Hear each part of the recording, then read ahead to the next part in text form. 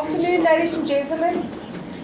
We are already late, so since Graham is here and Nqobile is here, I think we're going to start. Graham, if you want to sit over there first. Okay, sure, absolutely. We're going to make the students sweat first.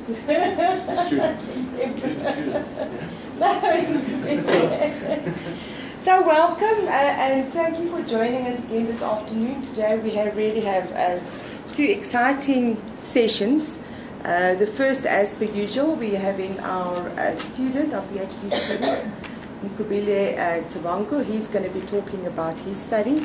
And then secondly, we're going to ask Graham, is it Butchard? It is Butchard. Butchard, good. And he's going to be talking us about an interesting topic, and I'll introduce him just now.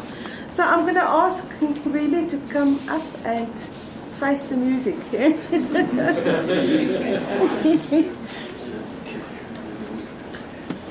I'm just kidding, see. Okay, that's fine. So I'd like to introduce Nqobile, and I'm sorry I don't get the clicks right so well, but I can do the Tshabangu at least. He's a PhD student, he's my student, so I'm his supervisor, and sometimes we're concerned about each other. But he's undertaking a very, very interesting study, and I will give you the title now. Just some background. He is from a trade union, the food, beverage, wine, spirits, and allied workers. So all the right things for us. He is the general secretary there, and he will talk a little bit more about that.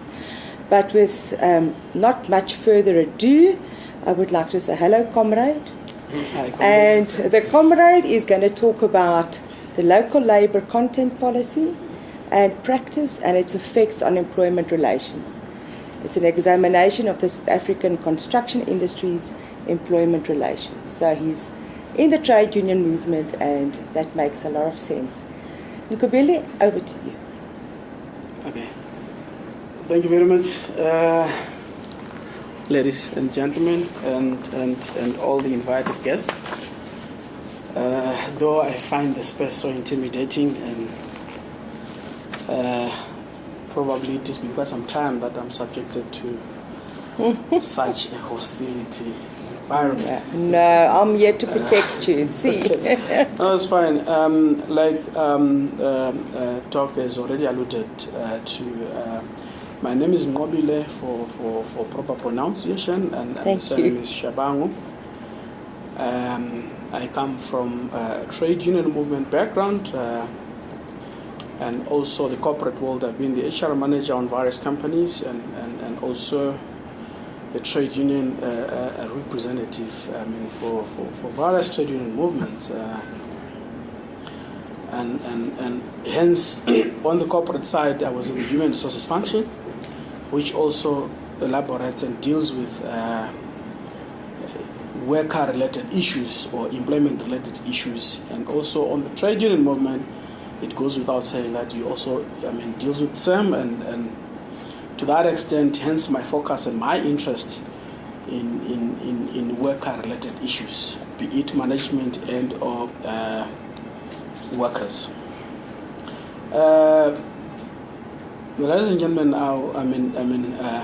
the topic that I seek to unpack to you today, it actually evolves from the construction industry, and we all know that in 2005, when it was then Thabo Mbeki then, and when we won the right to host the 2010 World Cup, it was good news for everybody, and all people were very happy because the country had actually gotten the ticket to host such a magnificent event. But then the issue that then was to be deliberated on was South Africa at that point in time in a position to host such a mega event? And it was then evidently observed that the country has short of stadiums for the event to actually kickstart. It was at that point in time when the policy, the local labor policy and or practice, because I'm saying policy and or practice because it's still not yet clear whether is it a policy or is it a practice. It was at that time when the business, being employers in the construction industry, represented by the SAFSEC and the building industry sector, and the unions in that sector, particularly it was the National Union of Mine Workers and the Building, Construction and Allied Workers, both being represented by the two federations, being COSATU and the NACTO on the other side as the federations for those trade unions, that a policy and or a practice was put in place to seek to assist in the construction of these stadiums. We all know that during that time there was a construction boom, and most construction companies had quite a number of projects that they were running, and within that period it should be understood that that's when South Africa got the funding to construct Nqobile Power Station and also Kusile Power Station, those that probably have been following or those that probably are in the climate change field of research, they may understand, because most of them sought to actually challenge South Africa from getting the funding to actually build the Nqobile Power Station and Kusile Power Station. So it was at that stage that the business, labor, sat together, formulated what they envisaged to be a collective agreement that will regulate the interaction of workers in the construction industry and also management. And the most clients then was the government through the Department of Public Works and also ESCOM in terms of this bigger project and etc. But then what then happened was an agreement was proposed. The clients imposed certain conditions, which conditions were never part and parcel of the construction industry before. The conditions then meant that whenever each and every employer is awarded a contract, let's say to construct Soccer City or to construct Peter Mokaba Stadium or Kusile Power Station, he is compelled to employ a certain percent of the employees within the community to which that project is being undertaken. They then came up with a collective agreement called a Project Labor Agreement. However, my interest from where I stand is the impact of this project labor content vis-a-vis the practice and or the existing legislation in the construction industry, both from the civil engineering and also in the building and construction industry. You will understand this from quite a number of industrial relations theory, that employment relations in any work environment is informed of a relationship between the employer and that also of the employee. Their interaction informs industrial relations practices, industrial relations theory. However, with the coming in of this particular policy, remember, it is said people must be recruited, a certain percentage must be recruited from within the locals. One, there are also a number of players in as far as industrial relations theory is concerned. Remember, industrial relations theory, as I mentioned just recently, is that it is between the employees and the employers. But now, you are expected as an employer to employ within the locals unemployed individuals. There is another player now that comes into the fore, which is the unemployed workers. The unemployed workers are not covered in terms of the norm of industrial relations theory that we all understand. And also there is a role that the community plays, which then brings the social context that influences the current industrial relations theory. So it is then on those bases that I seek to look and probably try to synchronize and see whether does this correlate or does this or will this work together. How do I do so? Industrial relations theorists at length, they have never, in most of them, though there are very few, but I'll give reference to them if I go to my written scripts. It has never labored on unemployed individuals. It has always labored on people that are employed. And now that there is a new dynamic, industrial relations theorists need now to consider the role of the local community, the role of the unemployed in the construction industry in as far as industrial relations theory is, which is a different dimension altogether, which is a different approach than the norm that was then knowledgeable within the sector. And my interest as a researcher, it's common knowledge. I come from the trade union movement, and I also come from the corporate world, but being involved in the human resources department, which then deals with the workers on a day-to-day basis, like especially in the mining industry, what we used to do, we used to have a department called the Social Development Department, where you talk with chiefs. If you want to extend the mine, you go there, you talk to them. To seek mining rights, you must get permission from the community, get permission from the chiefs. But that was what at a corporate level, not on a worker level issues. But in this instance, I seek now to understand how will industrial relations theorists incorporate the role of unemployed as they are now coming into the employment arena, a preconditioned employment arena. I seek then to unpack the implementation of the local labor content policy and or practice, as it is commonly known in the sector. The effect of that, how does it affect those already employed? And also how does it affect those that are to be employed? Also, how does it affect the employer's point of view? Because how do I say how does it affect the employer? I happen to be a board member in various, I think about 3 sector education, which is the construction sector, which is the food and beverage sector, that's in Livonia, and the agri sector. How does it involve skills development within the country, and how does it address the scarce skills that are being experienced in the country? And it should be taken from this context that in terms of skills development, it is the core workers that train the newcomers in the field or the newly employed.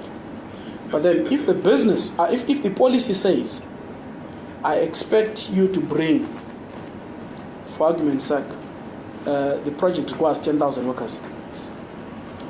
And the policy, most of them, they talk of 70% to be employed locally. Thirdly, some 50% to be employed locally. Then the issue is, what then will happen to those? Let's say the business has 10,000 people and they've got only one project. And only 50% of those are the ones that will be required to go to that project. What then happens to these other 50%, which is 5,000? I'm yet to get to know, I'm yet to get to understand what then happens to those. Nqobile, Yes. Ben has a question. Yeah, I just want to, Nqobile, I just want to say, just bring us back, because you're almost talking to me a bit project style. Yes. So I want to hear from you as a PhD. You're almost saying, what's the problem, what's the answer? What makes this, how are you going to make this a thesis as opposed to a project? Right. My approach, thank you very much, Ben. My approach to this research journey would be, I'm looking at the construction industry in totality, the whole country, not specifically for a specific project. What I will do, you see, as I talk to my research method, I've identified 3 companies, and I'm approaching 3 provinces. 3 companies operating in 3 different provinces of this country. How is it applied in that area, and also how is it applied from that other side, and also the other side, using 3, because we've got what we call the big 5 construction companies in South Africa, which is Marion Roberts, WBHO, Stefano Stocks, Grenega LTA, and Group 5. These are the top 5 construction companies. Okay, but I want to interrupt, if I may. Yes. We're talking about a PhD. Yes. So, if I understand correctly, you're concerned about, in the construction industry, Yes. how does the relationship between the employer, the employee, the unemployed, and the community works. That makes sense to me as a construct. Yes. My worry is I don't hear you casting that net globally, and you're busy with a PhD. So it's great if you do it as a pilot, preliminary, and you want to see how does it work locally. But what if I told you that they've already done that research in Brazil? I may not have come across such. I've tried to dig deep, and I may not disagree with you, because. But that's why I think you must. I just want to make that clear. You must, if you want to position this as a thesis, Yes. you have to think what is the global practice Yes. around this. You can work a local setting as a pilot, Yes. but I think you must be careful in thinking that would be the thesis. That's almost preliminary work. You must do that in any case. Okay. That's just preliminary work. Okay. But you must. I almost sense that you're more interested in solving the local problem, which is not wrong, but that's not all that the thesis can do. Yes. The thesis must provide a framework of some kind, or a direction, or ideas or constructs around the interrelationship between these different role players as variables potentially within the construction space for now. Otherwise, we may get dragged into a project, and almost at a master's level. Runel, that would be my concern. All right. Because therefore, I hope we can open the discussion a bit and say, let's open this discussion. To I think the you outside created for world. us, what is the context? In South Africa, this has happened. Yeah. But I'm almost still answering, so what's the problem? Yeah. So maybe in Nqobile you must talk about how you place your study within a theoretical frame. So what is the theory that you're using as a lens to make that more general thing? And what is it that you found there? In terms of my theoretical framework, I'm approaching this from an industrial relations theory, and I've picked it a bit. I think it was in. I think it's in China, where the way they speak to it, they do not speak to it in the form of a project labor agreement, but it has the labor brokerage connotation in various countries. And they use different names. Unfortunately, some of the wordings I may not remember. We call it labor brokerage here, but I think I've seen about 6 different names that's used in various countries, and some of it, unfortunately, I can't pronounce, but it is there in the But let me writer. take that as an example. I think this is excellent. So you're already saying there are 6 lenses. Yes. There are 6 interpretations that you're aware of out there. Yes. Now, again, from a PhD point of view, I want to know, so what underpins those perspectives? What is the social theory? What is the labor brokerage theory? What is the thing that underpins it? So that you can really understand the dynamics. Because ultimately you want to articulate what is the theory underpinning what's happening in this context. But you have to juxtaposition it with what is out there. Yes. You know, otherwise it becomes really, you must be careful then to really just create a project. And I want to almost overemphasize that. You're writing a thesis, Yes. or intend to write a thesis. No, no. Sure. Yeah, I am very interested in the subject of your research. And it is quite I think it is something that throbs the heart of government right now. Yes. Not just right now, it has been throbbing the heart of government for a very long time. If you know something they call the EPWP program. It's just that you haven't mentioned it, but that is the program that on that which what you're talking about is hosted. And I've been part of the research of that program. I've researched it for a very long time, and I've done some work on that. And this, what you're talking about, is domiciled in the National Department of Public Works under EPWCS. So I can give you some contacts of people you are going to meet there so that you could get an idea of what you're talking about. In fact, they have a website where literature, it's not exactly academic literature, it's the programs they have been doing and the literature about the programs there, so you can see them and get an idea what is going on. Okay, well, it's fine. And but that is very much appreciated. Okay, but there's one point you made here which is tricky. You're saying that the industrial relations theory is about the relationship between the employer and the employee. Yes, that's the most perceived, though I indicated that there are some researchers that have actually spoken slightly a bit on the social involvement in terms of industrial relations theory. Okay, good. Yes. So I think you emphasize that. Yes. That is the norm. And I think that's Salmon. Salmon in 1987, he spoke of the involvement of community to a certain extent in as far as industrial relations theory is concerned. Okay, now the industrial relations, I'm trying to step what you are talking about to that point where we can locate it in theory and in concept. Okay, so you said that your main emphasis is that the conventional theory is that the relationship between the employer and the employee is, and that has been the case. And something that is new, which is bothering you, is that the employer now has to deal with the unemployed. Yes. The unemployed. That's what you're talking about. Yes. Now, I'm trying to get it from a critical point of view, from where something becomes another. You're talking about most companies right now, I think sometime in the 80s, that's when they began to have something they call a social responsibility. That's in terms of Affirmative Action Act and Employment Equity Act. Yeah. No, not necessarily affirmative action now. That's something they call social responsibility, which they began to talk about. Sometimes started in the 80s, where companies are... CSI. The companies are required to actually shoulder some responsibilities in the communities where they operate, other than classical profit, that I'm going to make profit, I'm going to do this, I'm going to do that. But they have That's to mainly now, in the mining industry. Mostly. Even some other manufacturing, some people are doing a bit of that. If you read White, you're probably going to see that. Yes. So the point I'm actually trying to make here is that the emphasis on companies now having to deal with the unemployed. Yes. I don't know whether that is really happening, because what company is doing is that some unemployed people, when they present themselves to get employment, they start dealing with the company when they get employed by the company. Yes. So they don't know whether there is any time the company is dealing with the unemployed. It is actually always dealing with the employed. So the fact that they have to pick their workers from the community might as well be a social responsibility thing, and not necessarily a relationship with the unemployed. Because the time they begin to deal with the so-called unemployed is when they take the unemployed to be employed.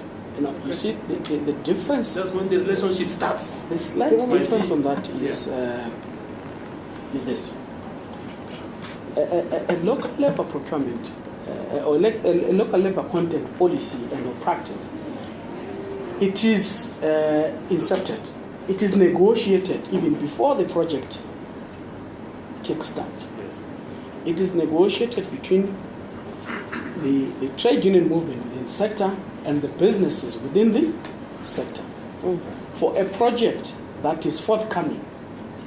At that point in time, they are not employing, but they are making preconditions for people that are going to be what? Employed. So, in other ways, they will have to know how many, in terms of percentages, how many percent of the people are unemployed in that area. So the relationship is... But I think what I hear is we must be aware of this. I don't think we must belabor the point now. Yeah. Just be aware of this. No, I think that's what I see. Yeah. So, So, here's a question. There's another question. Sorry, I just need to add to that. It's all very fine and well that you say the unemployed. But you have to put something in place that the unemployed are trained at some point in time to be able to do certain functions. Because you can't just take someone that's unemployed and get him to do classroom because it's not going to work. So you're going to have to create some kind of a training center to impart the skills that these unemployed can use to eventually get employed within that sector for that duration of the project, because you'll go forward with that. So you have to be aware that something has to be built on the outside of what you're trying to do to be able to bring those people into that net. It's right, and that's correctly. Like I indicated, that in terms of the skills development landscape of the country, I seek to get to understand the impact of the proposed policy and practice in terms of skills development. In the construction industry, it's mandatory that employees must undergo an induction process. People must be trained before they are actually taken over on board. To what extent, because the recipients of those are the business. The business must, to a certain extent, need to pay more money to see to that they actually train people that they've not yet employed. You get my point? So that's another issue that I'm going to be pursuing as I have already spoken about the issue of the training and development in terms of the sector skills plan. I'm seeing a very wide view of that you face, and I think really what I'm struggling to get to grips with is that you haven't narrowed your research gap. There are so many areas that you could be looking at, and I think you'll make things a lot easier for yourself should you narrow that research gap. Should it be, say, the relationship between the community and the employed workers, or the gap will be the relationship between the community and the unionized workers, or the employer. But I think to narrow it will be much more fruitful for you. Thank you very much. Jody? Yeah, I'm just listening to this, and I was wondering if in your research, I don't know what you're sort of thinking the outcome could possibly be, or what your gut feel is, or what it might be that this relationship traditionally has been in industrial relations, employer, employee, all of these different things. It could be that one of the outcomes is that if you continue in that sort of relationship using the traditional theories, maybe the unemployed would only be piece workers and then go, and there's no socio-economic development and no further development of those people, and that's not great or good. So you might want to look at your work as well through a lens of labor market intelligence. What is labor market intelligence telling you us now in terms of skills planning? Because those are two very, very different, and yet they're the same. So how in a labor market intelligence process would you be looking at skills planning? Because certainly the time that people could go for 4-year degrees and have everything and then go and work, that time is gone. Yes. Learning, teaching, delivery, all of those things have changed dramatically. People are working and learning, coming in, getting skills, etc. So maybe a labor market lens and a bit of a skills planning lens that could provide a more sustainable solution in this environment where companies are being required more and more to take people from the community and put them into projects, and you might find that has a more successful, sustainable outcome. So thank you very much. But especially on that, most cities, they do what we call the employee learnership. I mean the learnerships. The learnerships, most of them, they normally do not come from the employed individuals. They're taking unemployed individuals from the community. They take them through the project of learnerships, put them through to various companies within the sector for them to actually get the exposure of a workplace training initiative. And some of them, the companies, to a larger extent, incorporate them into their, core employees. Yes, that's a wisest idea that one would need to actually explore and look further into it. Thank you very much for that. Thanks. What I wanted to say, for me, I really think that you should be mindful that you don't focus on the employer-employee relationship, because the employer-employee relationship whether you are from the local community or not. Once you get employment, once you get into the employment, then that's when the relationship starts. It's just to add on what the relationship only starts. When does the relationship start? Now, Yes. They are in the employment. Yeah. So they become employees. Yeah. It's just that the employees from the local. I get your point, and that's my understanding, probably in terms of industrial relations theory. But here is a phenomenon that we are faced with. It's a reality. It's happening. To get my point, that you negotiate on behalf of people that are not in the employment arena at all, that are in this particular community elsewhere, and you are then expected to incorporate those within the proposed local labor procurement policy and or practice. And then the issue is very likely, if probably none of research has ever been done in that space.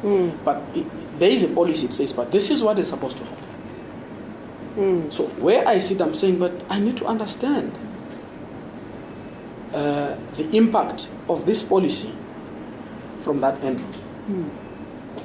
How do you then bring the two together, the definition in terms of industrial relations theory, and the new, I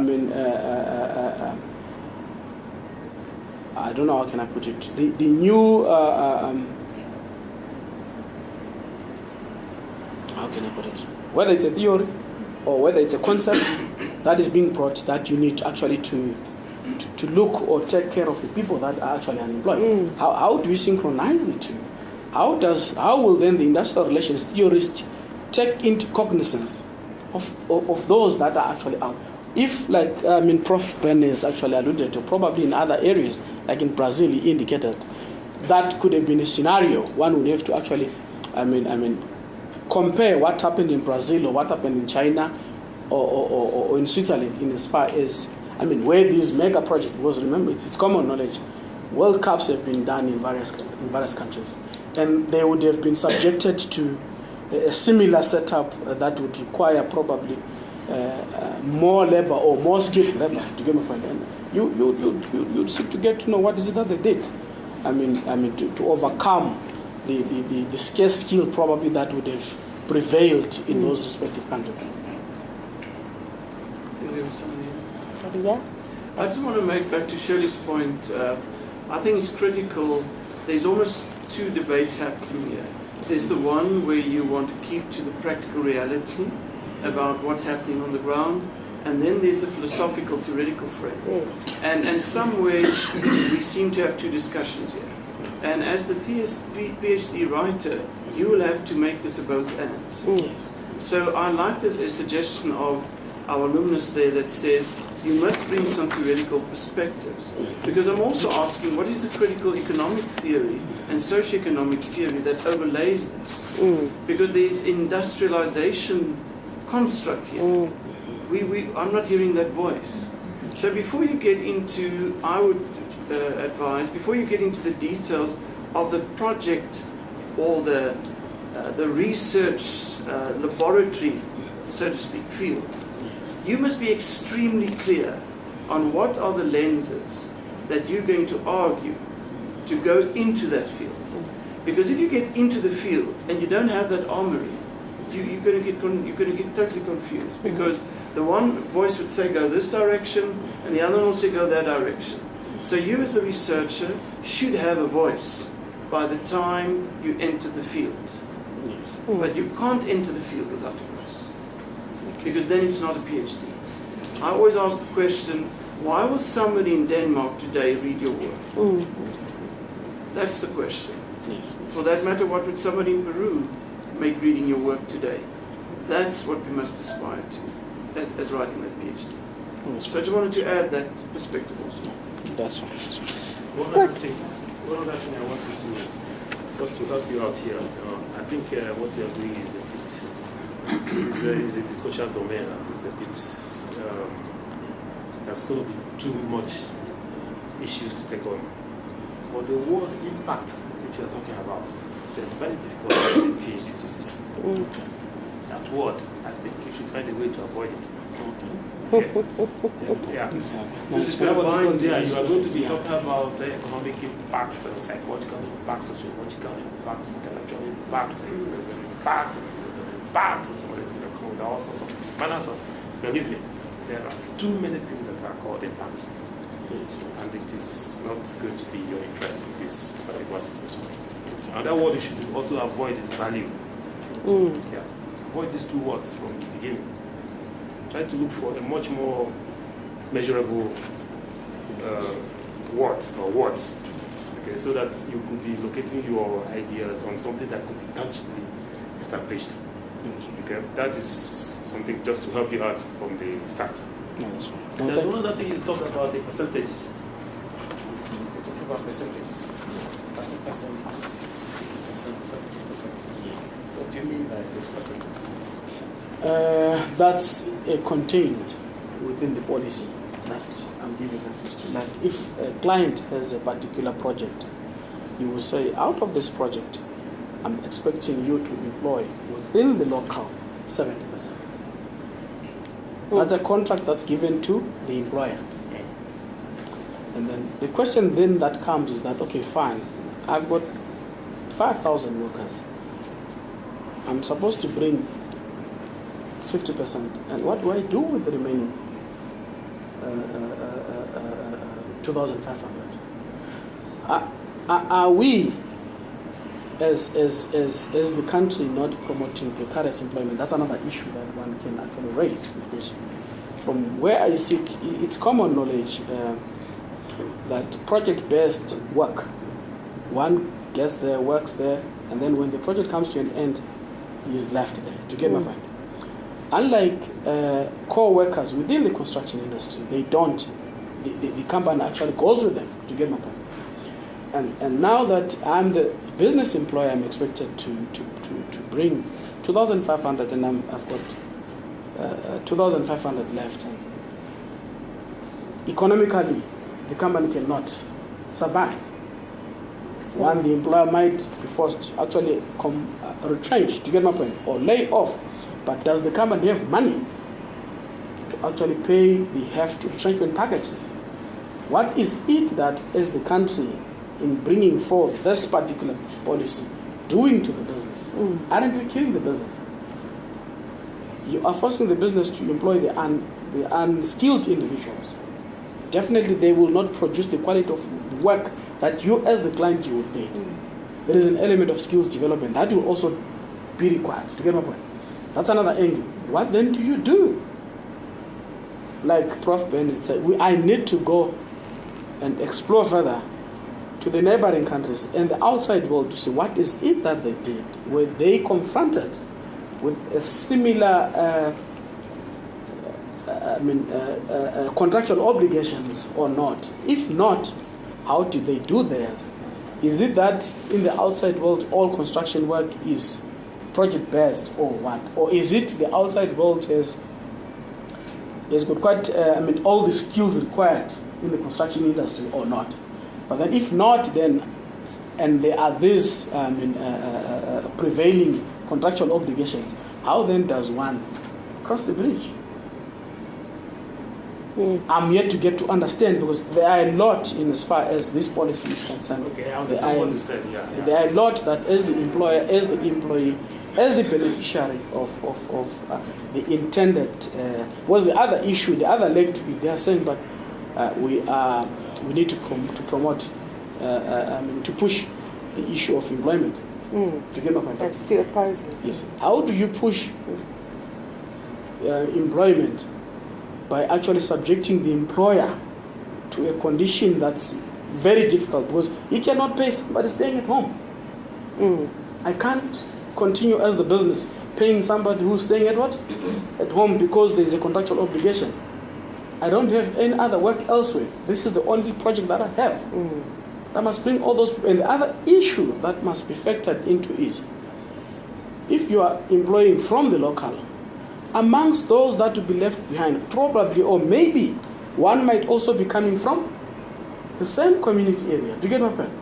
What then happens? Let's say, for argument's sake, you retrench him. Oh, he comes back. He stays in the community to get up and he's got skills. And you then employ that particular individual. Where do you employ that person? Where the project is, which happens to be his home area. Do you get my point? But at what salary range are you employing that particular person? And where was he when he was what? When he was retrenched. Do you get my point? You might find that there might be a serious drop in terms of whatever that person will be earning as and when he is to be re-employed from his hometown. Do you get my point? Aren't we by that creating precarious environment?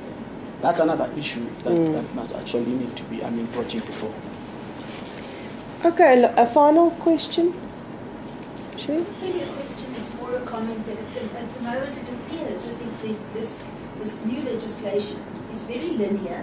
It doesn't appear as if there's been a whole lot of thought to unintended consequences. Exactly. And the impacts, again, back into the community. So if your research could look at the model, and if you were looking at it in different ways, and coming up with ways that could actually make these unemployed people sustainably employable in various environments, and having a look at what's happening in the world. Are there similar instances? What happens in other countries? What are they doing? What are successful models? Or is nothing like that happening anywhere else? And is a way of looking at it and researching and using it maybe one of the solutions to our big unemployment problem? And maybe your research could actually say, well, having a look at it, although there were unintended consequences, it's very narrow, very linear, maybe it's sort of not well thought through. However, if we look at labour market, we look at this, we look at that, we look at global trends, global employment trends, what's happening, it could become a sustainable model to address unemployment issues. So I think there's a lot and a lot of answers that could come out. Just it depends on the lens that he's using. Absolutely. Can I just ask a bit around methodology, design? Yes. Okay.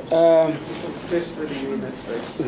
Okay. This research seeks to inductively understand, the effects of the local labour content and or practice in the construction industry, its employment relations, using interpretive techniques within the qualitative research methods, epidemic imperative case study research of the identified individual companies that I've actually spoken to, which I seek to use Marion Roberts, which I seek to use WPHO, which I seek to use Stefano Stokes, which is part of the top 5 construction companies that we have. But you already spoke about that. That's too small for a PhD. Pardon? That's too small for a PhD. That's too much local. So you'll have to think a little bit wider around that. Yes. Because you just the wider aspect will be informed of the theoretical,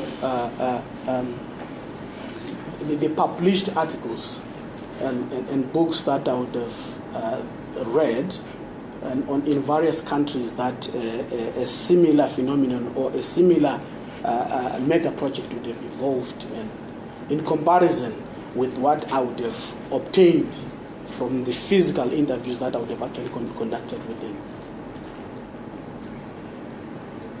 Because unfortunately I cannot, and most of the projects in the outside world, they have been done and they've been completed.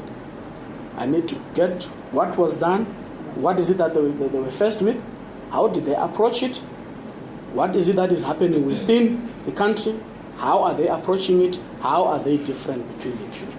Just quickly want to test, Madam Chair, there's someone, one of our colleagues. He's going to work inductively with case studies. Just testing. Failed. Simon, he's going to work inductive method with case studies. Would it comfort you? Why not? Should be the other way around. So we must help each other with this. Shirley, I don't know if you want to comment to some of the other colleagues who gets back into the room.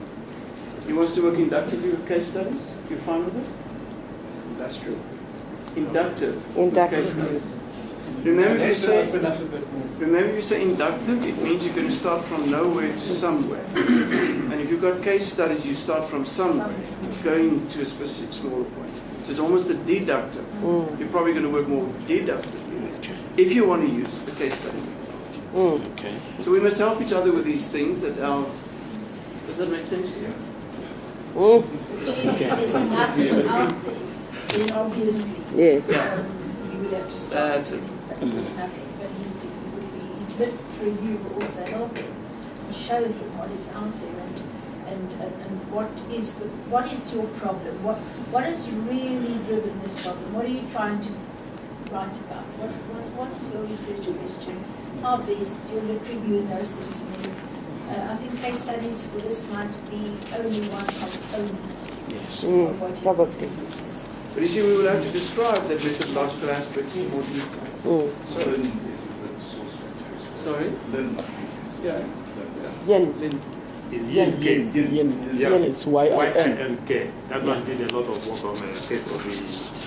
But just make sure about that. If you get that part right, Yes. then a lot of it just happens. But you can't spend enough time in the meeting to get that. And sit with your supervisor. Who's your supervisor? Me.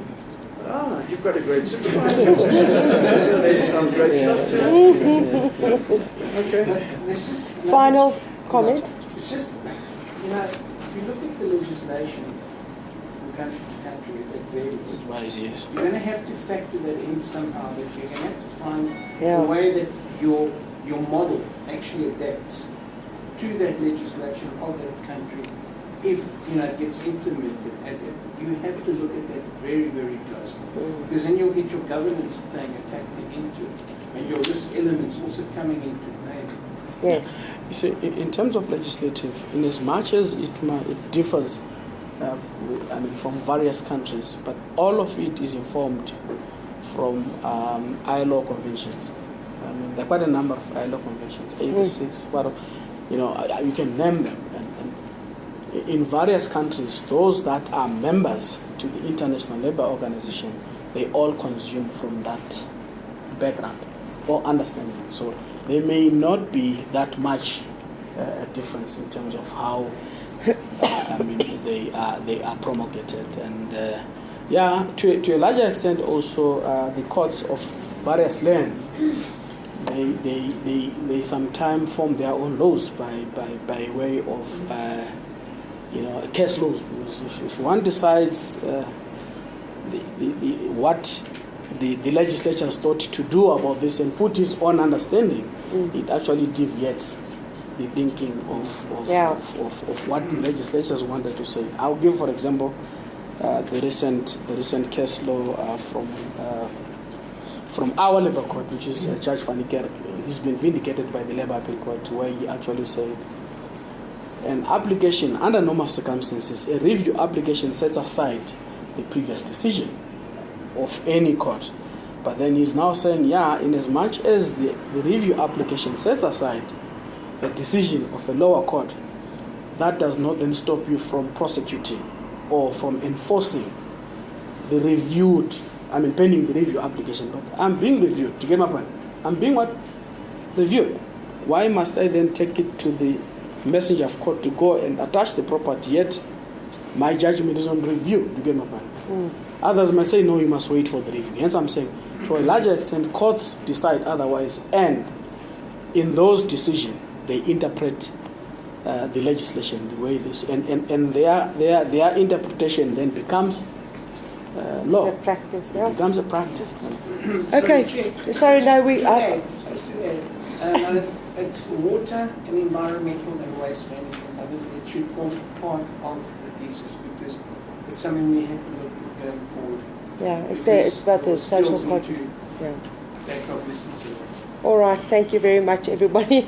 I did tell you, Nqobile, that this was going to be a lively discussion, and that people are going to be very interested in what you're going to be doing. But what I like about this kind of engagement, that it's not only good for the student, but it's also good for the supervisor, because there may be things that we hadn't thought about, and so this is wonderful. So for me, it's been a very rich contribution as well. Thank you very much. Nqobile, comrade, we can let you go. Well done. Thank you very much. Thank you